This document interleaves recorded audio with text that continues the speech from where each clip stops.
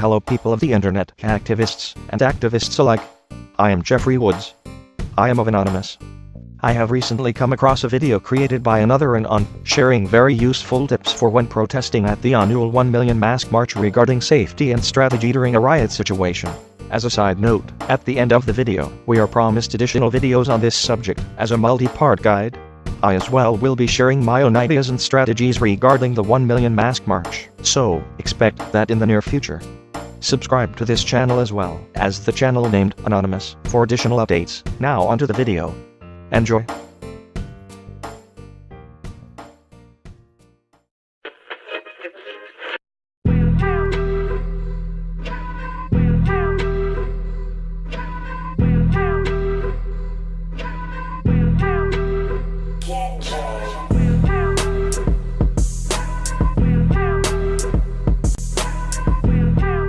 We are the Anonymous Defense Front. We are not an organized group, but rather, a collection of ideas. Knowledge is our greatest weapon.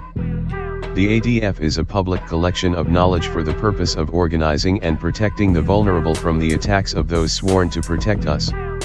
In recent years we have seen the police grow into a paramilitary group, operating with disregard for the rule of law, and brutal violence to anyone in opposition. Peaceful protests are routinely met with violent oppression, and we refuse to be brutalized by government henchmen any longer.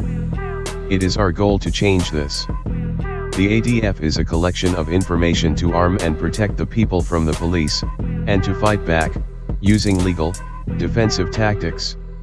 We refuse to be gassed, sprayed, and beaten any longer. We are the natural reaction to oppression. As the 5th of November draws near, it is important everyone understand how to properly protect themselves from those who mean to harm us. Following are a set of tactics aimed at protecting a peaceful protest from those acting in violence. The use of pepper spray and tear gas by the police is criminal. A government cannot gas its own people. By protecting ourselves we can render tear gas ineffective, and ultimately end its practice in peaceful demonstrations. There are several methods of protecting yourself from tear gas and pepper spray. Painter's masks. These masks work well to prevent the inhalation of tear gas. They are a cost-effective alternative to buying a full-faced gas mask. However, eye protection is necessary. Many higher quality painter's masks include eye protection, which strap around the head. This is important because the police will often attempt to remove one's goggles, so that they can spray their eyes with chemicals. Simple workshop goggles are effective in a crowd, but leave someone vulnerable to a physical interaction with the police. Decide where you feel most comfortable, and avoid all close-range interaction with the police if not properly equipped. These masks can be purchased from any home supply store or hardware store. Gas masks. These masks work the best for preventing injury due to exposure or inhalation of police chemicals. The biggest downside to this equipment is that it blocks your field of view, and can become uncomfortable. These are much better suited for those in close proximity to the police. The DIY gas mask. Using a 2-liter plastic bottle, one can build a temporary mask that works surprisingly well. A sponge or paper breathing mask in the end of the bottle, when soaked with vinegar, will mitigate the effects of the tear gas inside the mask. The rest of the bottle, cut in half, makes an area for viewing that protects the eyes from gas. Maintaining a good seal is vital, and duct tape around the edges helps to get a better seal. How it fastens to your head is important because a poor connection can easily be removed by a police officer in close proximity. These are cheap masks that can work efficiently. Make several and share with those in need. When there is gas in the air, things become chaotic. Be prepared and help those in need. Vinegar, lime juice, baby oil, or other mitigating compounds. These are very important to have to help others flush the chemicals and to protect yourself from injury. Together we can curb the use of chemicals on the peaceful. Protecting from physical harm.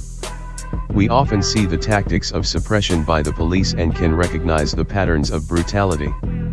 Non-lethal projectiles as well as batons are frequent sources of injury and must be defended against. Following is a list of tools one can utilize to protect themselves from physical harm. Shin guards, made for soccer, can be great means of defense and protection against baton attacks. Purchased fairly inexpensively from any sporting goods store, these can be worn on the forearms to block attacks that would otherwise cause great bodily harm. Shields. Shields are vital tools in terms of protection from the police. Often the largest distinction between police and protester is the protection the riot shield gives to the police. In the hands of a protester, shields can protect from non-lethal projectiles, rubber bullets, bean bags, sandbags, tear gas canisters and flashbang grenades. Used together, a group of people with shields are much more likely to hold a line against the police, and can present the safest and most effective formation for defense. Having something that obviously resembles a shield can make one a target.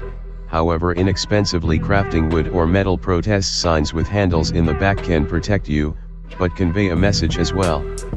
Make several out of wood, and distribute them among those who are in need. Hold the police back together. A helmet can be useful in more violent situations, such as when there are rocks being thrown or aggressive physical interaction with the police. Protect yourself and stay safe, because they will not. Fighting back. We believe in fighting those who mean to oppress, with every available tool. However, we do not in this case condone any illegal tactics.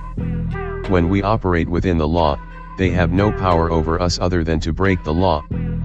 Following are a list of potential tactics, some that could, and some that should be implemented into every confrontation with the police. The greatest weapon we have against the police is media. We are the generation of the digital age, and we can use this to our advantage. At every demonstration we want to see masks holding cameras, not just the press. We need to document this police brutality and share it with the world. Shining a light is how we illuminate the darkest corners of society. Take pictures, film, and record all instances of police brutality. Keep a record, attempt to learn the identity of the officers involved. Share news, gather support by sharing our experiences, and our cause will do the most to attracting support. Our greatest weapon in the fight for social justice is our command of our media, and it is vital we utilize it fully. November the 5th we will take to the streets, to make our voices heard, and to speak against oppression and injustice worldwide. This is part 1 in a series of instructional videos aimed at protecting the soldiers of change. Your voice is your greatest tool. Spread the word, participate in our exchange of ideas. Plan, organize, execute. We are your intelligence service. We are the voice of change. We are everywhere and we are nowhere. We are the bow, you are the arrow. Do not forget, the police are killing people with little to no recourse. Be very careful, travel in groups, and always capture everything on camera. We are anonymous. We are legion. The corrupt fear us. The honest support us. The heroic join us. We do not forgive, we do not forget, expect us.